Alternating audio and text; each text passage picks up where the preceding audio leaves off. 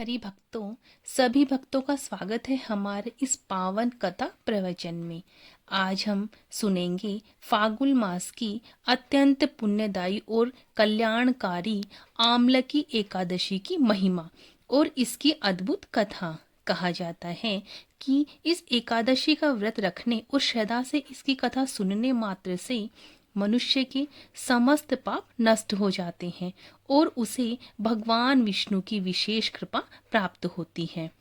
तो आइए सच्चे मन और श्रद्धा भाव से इस पावन कथा का श्रवण करें और भगवान श्री हरि का स्मरण करते हुए कथा प्रारंभ करते हैं। हे श्री हरि विष्णु, आपकी कृपा से हमारे जीवन में धर्म, भक्ति, शांति और समृद्धि बनी रहे।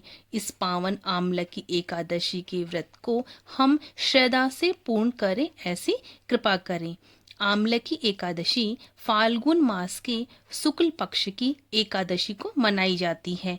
यह व्रत विशेष रूप से आंवला वृक्ष और भगवान विष्णु को समर्पित होता है। शास्त्रों में आमलकी को भगवान विष्णु का स्वरूप माना गया है। इस दिन व्रत पूजन और आमलकी वृक्ष की पूजा से विशेष पुण्य की प्राप्ति होती है। यह व्रत पापों का नाश करता है, रोग से मुक्ति दिलाता है, धन संपत्ति में वृद्धि करता है, मोक्ष की प्राप्ति करवाता है। इन सब के लिए यह व्रत श्रेष्ठ माना जाता है। आमलकी एकादशी का उल्लेख प्रमुख रूप से सभी ग्रंथों में मिलता है। आमलकी वृक्ष भगवान विष्णु के तेज से उत्पन्न हुआ। इसमें सभी देवताओं का वास माना जाता है। जो व्यक्ति श्रद्धा से आमलकी एकादशी का व्रत करता है उसे हजारों यज्ञों के समान फल प्राप्त होता है। कहा जाता है कि इस दिन व्रत रखने से सभी जन्मों के पाप नष्ट हो जाते हैं। प्रातःकाल सुबह जल्दी उठें, स्नान करके स्वच्छ वस्त्र धारण करें, घर में पूजा स्थान को साफ करें और व्रत का संकल्प लें। के संकल्प के लिए कहें, मैं अमुक गोत्र अमुक नाम भगवान विष्णु की कृपा हेतु आमलकी एकादशी व्रत कर रहा हूँ, कर रही हूँ। आमलकी वृक्ष पूजन में जल अर्पित करें, दीपक जलाएं, धूप दीप करें, उनको पुष्प चढ़ाएं, कुमकुम या चंदन का तिलक लगाएं, मोली बांधें, फल अर्पित करें और ओम नमो भगवते वासुदेवाय मंत्र का 7 या 11 बार जप करते हुए परिक्रमा लगाएं। विष्णु सहस्त्र नाम का पाठ करें या गीता का पाठ करें, रात्रि जागरण करें, रात्रि में भजन कीर्तन भगवान विष्णु का स्मरण करें, अधिक पुण्य के लिए जागरण करें। अगले दिन द्वादशी को स्नान करें, ब्राह्मण गरीबों को भोजन करवाएं, दान दें और फिर स्वयं भोजन करें। आमलकी एकादशी व्रत कथा इस प्रकार है। बहुत प्राचीन काल की बात है, जब पृथ्वी पर धर्म की ज्योति तेजस्वी थी, जब राजा प्रजा की सेवा को ही ईश्वर सेवा समझते थे, जब ऋषि मुनि वन वन में जप कर संसार का कल्याण करते थे और जब भगवान विष्णु स्वयं अपने भक्तों की रक्षा के लिए सदा जागृत रहते थे, उस समय विदर्भ देश में एक अत्यंत धर्मात्मा राजा राज्य किया करते थे। उनका नाम था राजा चैत्ररथ। वह सत्यवादी, दयालु, प्रजापालक और भगवान विष्णु का अनंत भक्त थे। उसके राज्य में कोई भूखा नहीं सोता था, कोई अन्याय से पीड़ित नहीं होता था, कोई दुखी नहीं रहता था। राजा स्वयं ब्राह्मणों, साधुओं और निर्धनों की सेवा करते थे। वह प्रतिदिन प्रातःकाल उठकर भगवान विष्णु का स्मरण करता और उनके चरणों में अपना जीवन समर्पित मानता था। राजा के राज्य में प्रजा भी वैसी ही थी, धर्मनिष्ठ, सत्यप्रिय और भगवान में आस्था रखने वाली।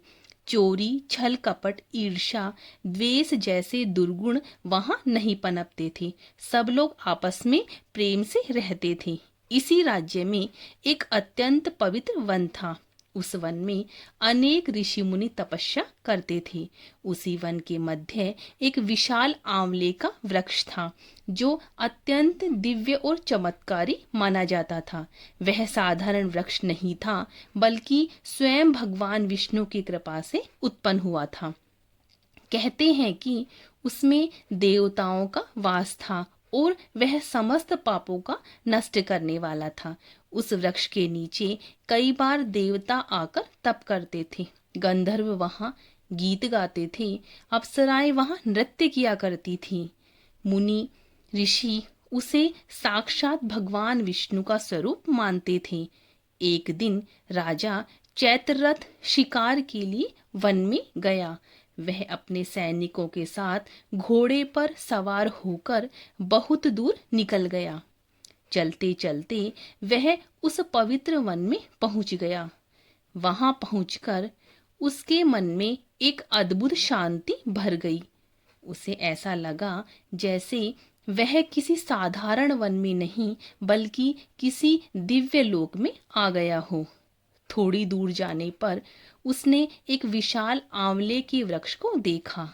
उसका तन्हा सुनहरे रंग का प्रतीक हो रहा था। पत्तियां चमक रही थी और फल मोतियों जैसे दिख रहे थे। चारों ओर सुगंध फैल रही थी। राजा आश्चर्यचकित होकर वहां उतर गया। उसने सैनिकों को दूर रुकने का आदेश दिया और स्वयं उस वृक्ष के पास पहुंच गया। तभी उसने देखा वहां कई ऋषि मुनि ध्यान में लीन बैठे हैं। राजा ने विनम्रता से भूमि पर प्रणाम किया और हाथ जोड़कर बोला, हे महाआत्माओं, यह वृक्ष अत्यंत दिव्य प्रतीत होता है। कृपया मुझे इसके रहस्य के बारे में बतलाइए। तब वहां उपस्थित एक वृद्ध महर्षि ने आंखें खोली और मधुर स्वर में बोले, राजन, यह कोई साधारण वृक्ष नहीं है, यह आमलकी वृक्ष है। इसमें स्वयं भगवान विष्णु का वास है। जो श्रद्धा से इसका स्मरण करता है, उसके समस्त पाप नष्ट हो जाते हैं। राजा ने विनय से पूछा, महाराज, इसकी उत्पत्ति कैसे हुई? महर्षि मुस्कुराए और बोले, राजन, यह कथा अत्यंत पवित्र है, ध्यान पूर्वक सुनो। महर्षि ने कथा आरंभ की। बहुत पहले की बात है, जब सृष्टि का प्रारंभ हुआ था, जब भगवान विष्णु योग निद्रा में शेष नाग पर शयन कर रहे थे, तब उनकी नाभि से कमल प्रकट हुआ, जिसमें ब्रह्मा जी उत्पन्न हुए। ब्रह्मा जी ने सृष्टि की रचना आरंभ की। उन्होंने देवता, मनुष्य, पशु, वनस्पति सबको उत्पन्न किया। लेकिन जब उन्होंने पृथ्वी को देखा तो पाया कि वहां अधर्म धीरे धीरे बढ़ने लगा है। लोग लोभ, मोह, अहंकार और पाप में डूबने लगे हैं। ब्रह्मा जी चिंतित हो उठे। वे भगवान विष्णु के पास गए और बोले, हे प्रभु, पृथ्वी पर अधर्म बढ़ रहा है। कृपया करके कोई उपाय बतलाइए जिससे प्राणी पुनः धर्म के मार्ग पर लौट सके। भगवान विष्णु ने नेत्र खोले और करुणा से कहा, ब्रह्मा, मेरी कृपा से एक ऐसा साधन उत्पन्न होगा जो पापों का नाश करेगा और भक्तों को मोक्ष देगा। इतना कहकर भगवान विष्णु ने अपने नेत्रों से एक दिव्य अश्रु गिराया। वह अश्रु पृथ्वी पर गिरकर एक वृक्ष बन गया। वही आमलकी वृक्ष था। उसमें भगवान की चेतना समाहित हो गई, इसीलिए वह समस्त व्रतों में श्रेष्ठ माना गया। फिर महर्षि बोले, राजन, इसी वृक्ष के कारण आमलकी एकादशी का महत्व है। राजा अत्यंत प्रभावित हुआ। उसने मन में प्रण लिया कि वह जीवन भर इस वृक्ष और भगवान विष्णु की भक्ति करेंगे। कुछ समय बाद उसी राज्य में एक गरीब ब्राह्मण रहता था। उसका नाम था सुमेधा। वह अत्यंत विद्वान था, परंतु बहुत निर्धन था। उसके पास पहनने के लिए अच्छे वस्त्र नहीं थे। खाने को पर्याप्त अन्न नहीं था, परंतु उसके मन में कभी लोभ नहीं आया। वह सदा भगवान विष्णु का नाम जप करता रहता था। उसकी पत्नी भी पवित्रता और धर्मपरायण थी। दोनों कठिनाइयों में भी प्रसन्न रहते थे। एक बार अकाल पड़ा, वर्षा नहीं हुई, खेत सूख गए, लोग भूखे मरने लगे। सुमेधा का परिवार भी भुखमरी की कगार पर पहुंच गया। एक दिन उसकी पत्नी ने कहा, स्वामी, अब घर में कुछ भी नहीं बचा, बच्चों को भूख लग रही है। सुमेधा ने शांत स्वर में कहा, धैर्य रखो, भगवान सब देख रहे हैं। उसी रात उसे स्वप्न में भगवान विष्णु के दर्शन हुए। प्रभु ने कहा, हे सुमेधा, तुम आमलकी एकादशी के दिन श्रद्धा से मेरा स्मरण करो, तुम्हारे सारे कष्ट दूर होंगे। सुबह उठकर उसने यह बात अपनी पत्नी को बताई। दोनों ने पूरी श्रद्धा से भगवान का स्मरण किया। कुछ ही दिनों में राजा के महल से संदेश आया कि ब्राह्मणों को दान दिया जाएगा। सुमेधा वहां पहुंचा। राजा ने स्वयं उसे सम्मानित किया और धन, अन्न, वस्त्र दिए। धीरे धीरे उसका जीवन सुखमय हो गया।